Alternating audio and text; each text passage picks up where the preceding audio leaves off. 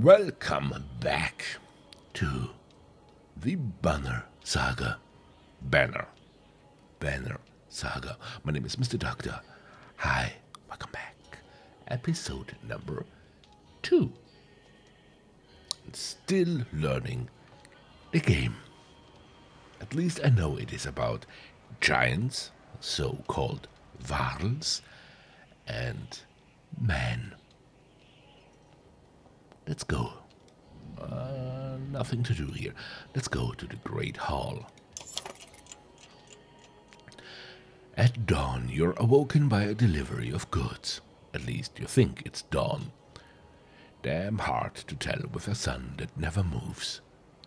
The governor's crest adorns the supply leathers. All there, just as promised, to your mild surprise. You wonder if Eirik had anything to do with that. Your guards take the treasure wagon down to the gates. Vognir is already here. A while later, Ludin and his men appear, groggy and disheveled.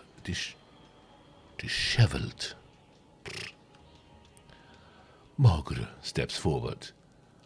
Vognir's quartermaster, if you recall correctly, in charge of his unwieldy entourage of warriors. You know him only in passing. He asks if you're ready to depart. We're ready. You follow Mogr and join the others. Usually the smaller doors set into the gates would be enough to enter or leave the city, but the town guards have been told to push them open entirely. They mutter things under their breath that are best not heard. Perhaps the governor expected you to draw a crowd, but there's nothing of the sort. Just frustrated, tired people. It summarizes Strand well as a whole, you think.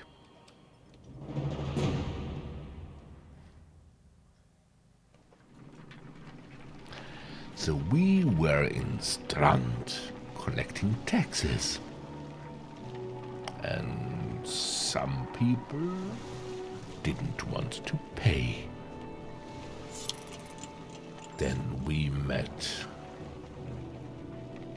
old companions, and now we are together on our way to Grofheim. Let's see. The caravan stops for the day. A gift, says Mogr, cracking open meat casks. From our gracious friend, the governor of Strand. Hours pass with raucous laughter as the meat is passed through our camp. Drink a little, drink a lot. Toast to Vognir. You raise your drink, toasting the alliance between man and varl. The others join in. Ludin's expression is like a stone wall, but the others laugh at your exaggerations. Eventually, you sit down beside Vognir. Let's have a chat. Thanks for the speech, slurs Vognir. Looks like you didn't have to miss out after all. Thanks to Mogr. I thought the damned governor would never shut up. Did he give you the history of his entire family? He tried. Then he asked me to clean up his mess. For your benefit, turns out. I had given the job to you, too. Gods, there's no joy in politics. Speaking of, what happens after this business with Ludin? Hopefully the boy goes back to Aberang on his own, and I can take out some frustration on Dredge or something. Starting to sound like Hakon. You don't like the life of a diplomat. Ha ha! Don't you miss the fight, Ubin. You down your meat instead of replying. Vognir slouches and shakes his head. There's no great joy in killing Dredge. But this, pretty sure this nonsense is some scheme between the two kings to force some kind of lineage. Used to be warriors would follow you for what you'd done. Isn't that why they follow you now? Is it? Or is it because I'm the next in line? These lines are getting muddy. Old Val. They've always been muddy, Vognir. Vognir stares into the campfire, lost in thought. You leave him to it.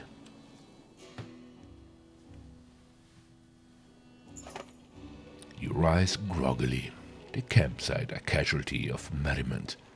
Magre is already kicking warriors awake when you spot Ludin stalking your direction. He sidesteps sleeping bodies. Better wake up, you nudge Vognir. You're needed. Ah, it's Ludin. Always a pleasure. You look well rested. Vognir releases a caged yawn and receives a hard-eyed stare in return. How long to Grofheim? We're only 2 days out of Strand, you know. Come, I'll show you on a map.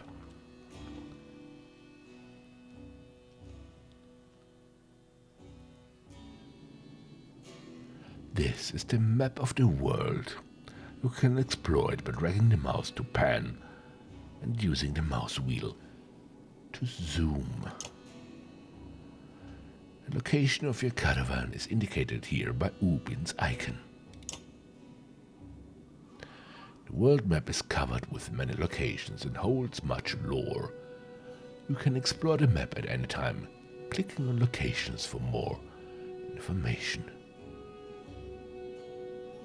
Holy cow.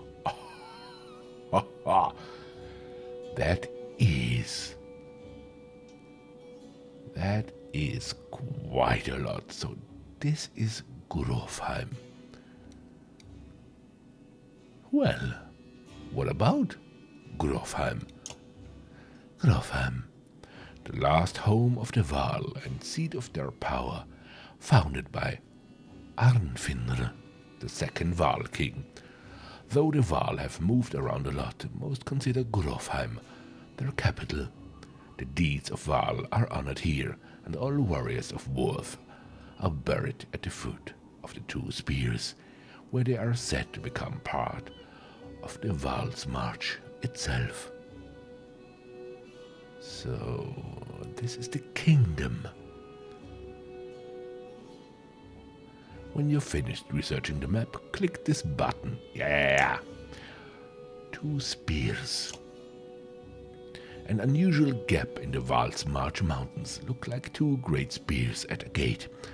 For decades it became a bloody corridor between the Val forces and the Dredge to the north, until the second Val king, Arnfinnr, endeavored to build a sprawling fortress here, which would eventually become Grofheim, the Val capital. And where are these dredges? And what is a dredge? Valkajökull. At the Great War's end, it was the Valka, the first Menders, who would push the dredge so far into the north that they were no longer a threat. Some believe the Valka committed genocide of an unfathomable magnitude. Others believe the Dredge were forced to return underground, for not even they can survive these bleak, lifeless ice plains. In any case, if the Dredge could be said to inhabit any lands, it is those named after their vanquishers. Valkajökull. So, the Dredge could live here, maybe? Who knows? And where is this Arbarang? Aberang. From humble beginnings to the eventual seat of power for the king, Aberang is the most populated and contested city throughout the human lands. Its towering obsidian walls have been pulled from the depths of the weaving power of the Menders. As each new generation of residents builds another ring of walls, the city continues to grow larger, more indulgent, and more dangerous. Holy... There is so much to read, to see, to learn. Plains of Slaughter. Okay. With that name. Ah! Plains of Slaughter. The early days of the Horseborn are a tragic tale indeed. No tale more so than that of the Plains of Slaughter, where, furious at man's treatment of horses and conflicted emotions about their own relationship to the beasts, stole and slaughtered the horses wholesale in defiance. As time passed, they would deeply regret the decision and withdraw further into horse-born territories, cutting themselves off from the other intelligent races completely. The horse-borns. So, we know of at least 5 different species or races. We have the man, we have the Val or the giants, we have the Dredges, we have the Menders, and the Horseborn. Whew. Okay, so we are on our way to Grofheim, and we started in Strand, which means I would say we go to Wetterfell, up to Schlitt, and here to Spear, or up to Stonehorn, through whatever this is, over the bridge.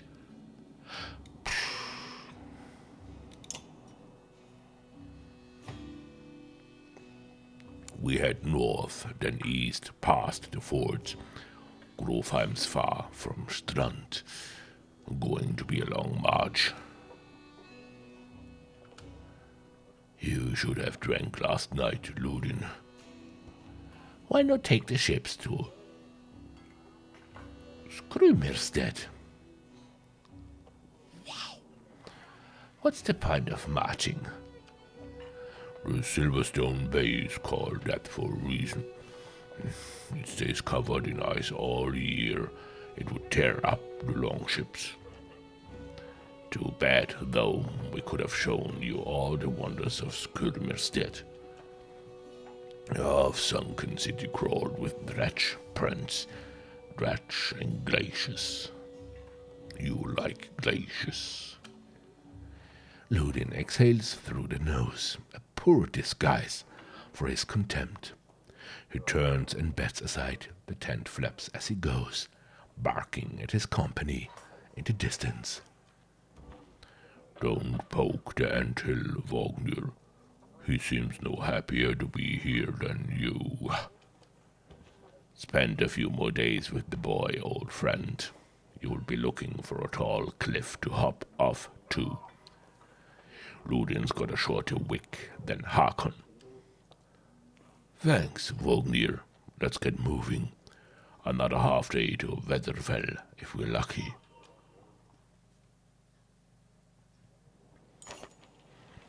Camp. Camp is where you manage your caravan. During travel, you can enter camp at any time by tapping the camp button on the travel HUD. While at camp or in towns, you can upgrade your allies or equip items in the hero's tent. Haha. You can pass time by using the rest tent. Resting will improve the caravan's morale. A high morale will reduce casualties in war and affect your willpower in combat. Each passing day will use supplies, so only rest when necessary. The training tent will allow you to safely try out any characters in a mock battle. Tap leave at the bottom of the campsite when you're ready to get back to the road. So, training, rest, and heroes. Click on a unit to view stats, promote ranks, and learn about abilities. Mogre. Click on the ability button to learn about the unit's abilities. Bring the pain. Damn. The character strikes an adjacent enemy for armor break damage before hunkering down and boosting his passive ability. Return the favor to return even more break damage for one turn. By using Bring the Pain, he can create a forward charge that punishes enemies for ganging up against him. Okay, armor breaking damage, and then return the favor. Let's see. Okay. What else? Gunnulf. Promote. I will promote him. He's very loyal. Tempest. The character uses his massive weight to sweep his weapon around himself, hitting multiple adjacent targets, friend or foe, for normal strength damage. Tempest triggers the character's passive ability, Heavy Impact, which in turn can cause a chain reaction of destruction if used in close quarters. Keeping this character out of harm's way until late in the fight will maximize his effectiveness. Oh.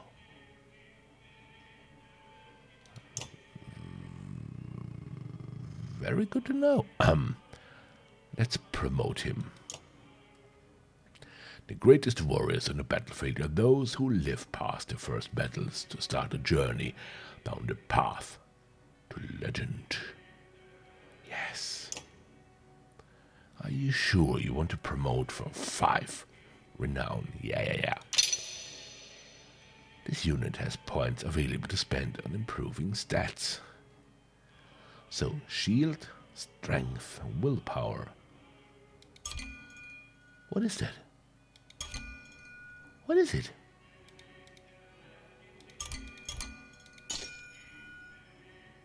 Okay, let's make him stronger and more willpower. Confirm. Harkon. The character hits even harder than an average warrior with no chance to miss. He can wreak havoc with an additional +1 strength and also adds 1 break damage to the target, plus bonuses to heavy impact. Thundering Impact is best used when carefully positioned to impact as many enemies around the target as possible in a single strike. Good to know. Ludin, Spearmaster. The character skewers his enemy doing normal strength damage, before kicking them away doing knockback and causing them to bleed if they move on their next turn. A target who is bleeding will take 1 strength damage for each tile that they move, which can be especially deadly for enemies that are moved against their will. So, passive Embolden. Each kill the character makes encourages allies to fight harder, granting 1 willpower to the unit and any adjacent allies. So it said here, especially deadly for enemies that are moved against their will, which could mean that there is some kind of skill, some kind of ability to make an enemy move. So it could be a combo.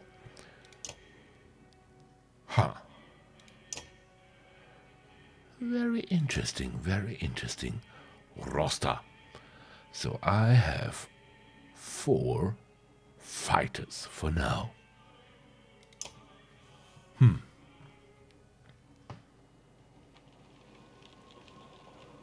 I could train.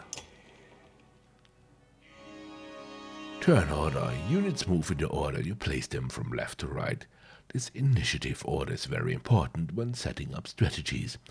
For example, put archers after melee units, so that they can stay safe behind your heavy hitters. Drag the unit icons to rearrange the turn order. Is it melee or melee? Melee. I don't know. So, he needs to be in the back.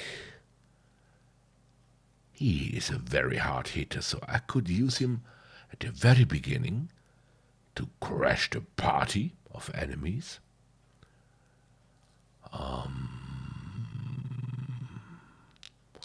Looting can, if he kills someone, improve the willpower of his allies. So if he goes second, he could possibly give a willpower upgrade to those two. Yeah, ready for battle. Let's try it this way. Only 2. Well. Training tent. The training tent allows you to test your party against a team of clansmen of equal power. Training fights never injure your allies or grant renown, but they do let you test strategies in safety. The trainer will give hints about playing effectively and has something to say about each ability. Come here to test out new characters as they join you. Okay. Battle. Use your abilities in unison. The sum is greater than its parts. Okay.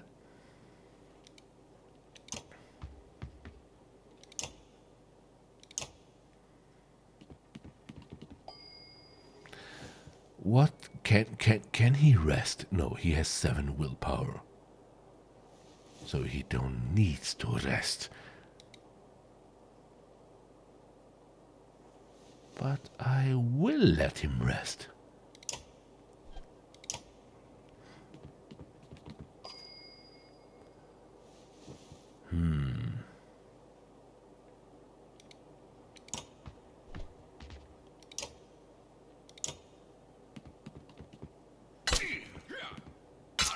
Hey, that was not nice.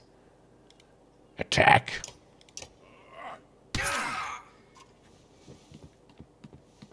Hit them hard enough and their friends will feel whatever. Okay, let's go behind him and hit him hard. Yeah.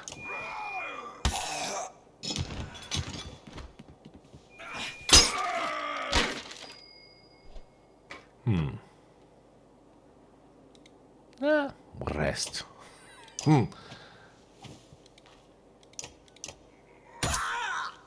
Shield Master. Yes. Okay, this training wasn't very effective. But hey, it was a training. And that was the Banner Saga, episode number 2.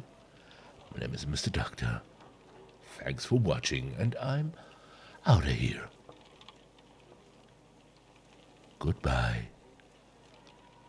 Bye.